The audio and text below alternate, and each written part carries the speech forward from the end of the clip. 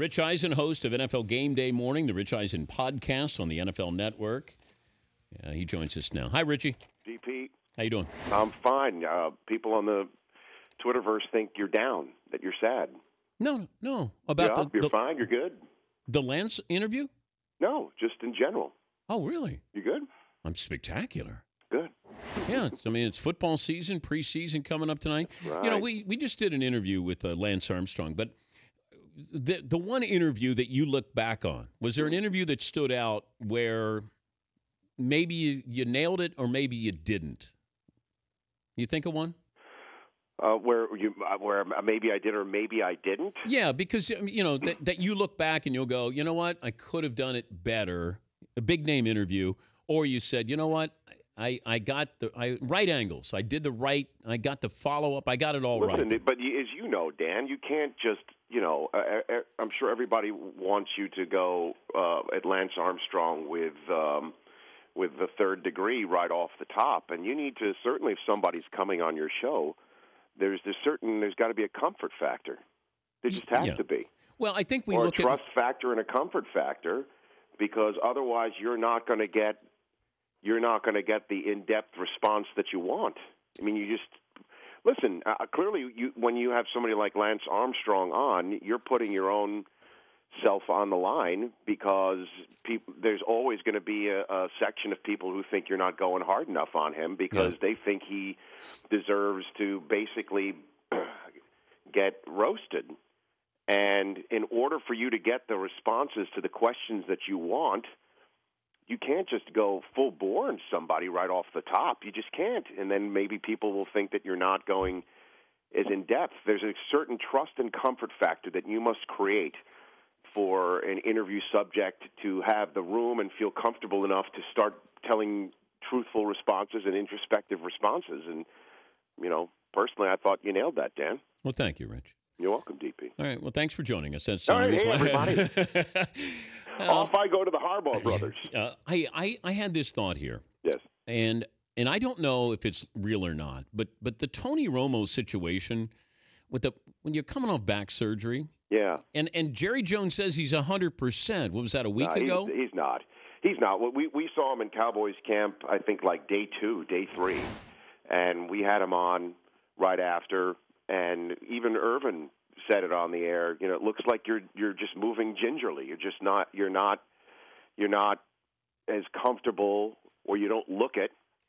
And Romo essentially said they're just taking it slowly, and which is, I think, you read between the lines, somebody saying they're not fully 100%.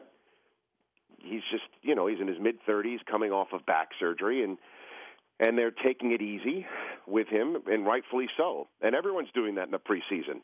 I mean, absolutely everybody's doing that in the preseason. When I was in Seattle and Marshawn Lynch was holding out, most people weren't even batting an eyelash with the Seahawks. Certainly the players weren't.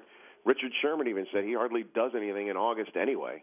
He's like, we'll see you on the opening September, Thursday night. So, would you be concerned if you're a Cowboy fan about Romo? Absolutely, I would be, because you never know with backs. Yeah, you never know, and I don't mean to sound like I'm denigrating, which is a great caveat to now go ahead to and denigrate somebody. But Brandon Weeden isn't really somebody that one would think can take you through the crucible of the NFC East. Probably not. So you need to hope that Romo is that guy and is that guy moving forward for a while. I think he will be. I think he's a smart enough guy to know how to take care of himself, and he's an outstanding athlete. So if anybody can bounce back in your mid-30s from that, or early to mid-30s, it's him. And it also helps to have Des Bryant, who's just an absolute beast. Top 5, no question about it. Could even be top 3 in this league. Who's better, Calvin Johnson and Larry Fitzgerald? Who's better? Better than, yeah. Well, I mean, just in terms of, I guess, sheer numbers in a way, maybe. But, I mean, Des Bryant is as good as they come. I'll just put it that way. Who would be better? I guess you could even Calvin Johnson, you have to put at number 1. Mm-hmm. You have to. And then the big buzz right now is Sammy Watkins is about to just light it up. I don't know. There were people who looked at him the other night, and all of a sudden the word "bust" came up on social media. I went, "Whoa, wait a minute!" I don't know. I'm hearing Sammy Watkins is okay. I got a question for you. Absolutely your offensive rookie of the year this year. I'm going to take somebody. So that's your rookie of the year. Offensive rookie of the year. Okay, I'm going to take somebody else. Okay. What do you have? He's a receiver. What is that? Beckham or Benjamin? You're going to go Benjamin? Nope. Okay. Okay. What do you have, Dan? Plays for the Saints. Brandon Cooks. I know you like. I mean, a lot of folks liked him coming out of the draft, and he can. In that offense. I know. I hear you. I That's true. Obviously, of the quarterbacks of the receivers we just mentioned, yeah. Eli can obviously deliver. Cam, we need to see what his ankle's going to be, but I think he'll be fine. A lot of people are talking about Benjamin just being inside the 20s. He's going to be unstoppable. Yep. And a lot of talk about the new emphasis on defensive holding and illegal contact. And how that's going to manifest. I like how these rules all of them are against the defense, so we're going to have even more rules. I'm not a fan of it. I'll tell you right now. You got to let them play. I think the league needs to pump the brakes. Yes. But they're not going to.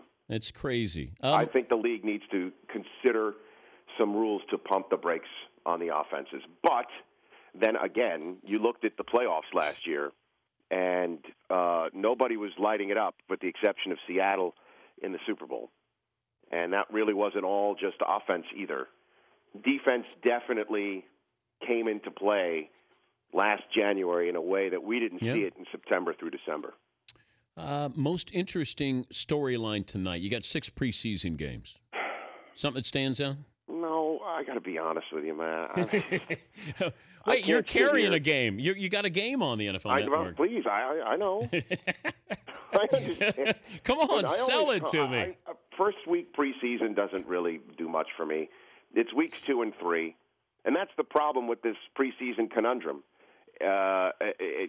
Which might be redundant what I just said, but with weeks 1 and 4, you're not going to see too many people playing in them.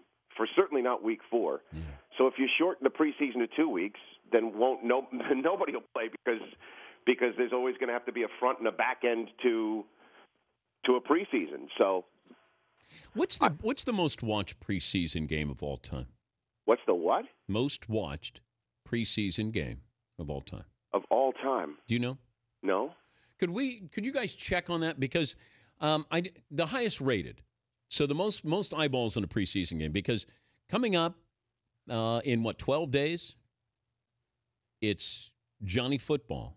Right, against RG3 on the mothership. Yeah, on the mothership on Monday night. Listen, I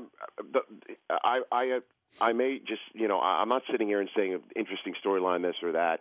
I don't know how you could just draw storylines because obviously that's what the beauty of a football season is the NFL is a narrative generating machine. It's each and every game, every quarter, every play.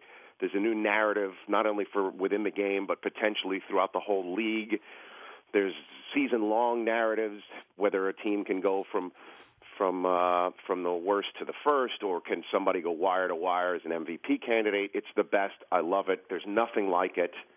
Preseason for me, other than just seeing who might be able to win a job or who might be able to come back and look healthy when we're trying to see if they are, that's what a preseason storyline is to me. And in terms of being watched, there's no question about it. The NFL Network sees its ratings. When there's a game on, it's through the roof.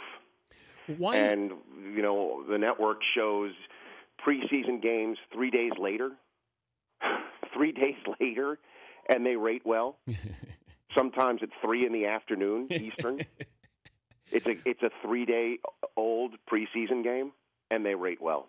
What time are you on tonight? Preseason action for a reason. What time are you on tonight? I'm not on tonight, sir. Oh, you don't play in the preseason either? No, I play in the preseason, just not tonight. Not tonight. I'll be playing in the preseason. I visited camps, Dan. Oh, I know went that. to the Hall of Fame. Oh, I know that. Don't get defensive. Well, I just thought you were trying to now grill me because people thought you went right on left. I thought that's what's happening now. Because you kicked the can, Dan. I know that. Okay. Before I let you go. Yes. Which means you got one more question. I'm well versed in this whole concept. Okay, all right. Of using of buzzwords and phrases. Why, Rich Eisen? Yes. Why would Daniel Snyder sit down and do an interview when he got through the summer? Mm-hmm. He didn't have to do. Well, it was with his own station. No. He sat down with the mothership outside I didn't the know lines. That, did he? Oh, yeah. You're breaking news to me. Yes. I've got fevers in this house. I got all sorts of stuff in this house. He sat down and tried to validate. This is like 2 days ago. Tried to validate the name Redskins. I read the Washington Post report about what he said on a local radio station that he owned. Yeah, this is the mothership. For the mothership. Yes. And he said when that Redskins and when you hear that name, it means football players and it means football fans. And he firmly believes it, Dan. He believes it.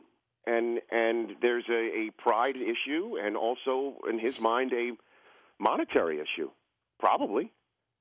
I'm sure he sees whatever it might cost to change the name or it might cost to no longer have the name. Oh, but they would make so much more money by changing it.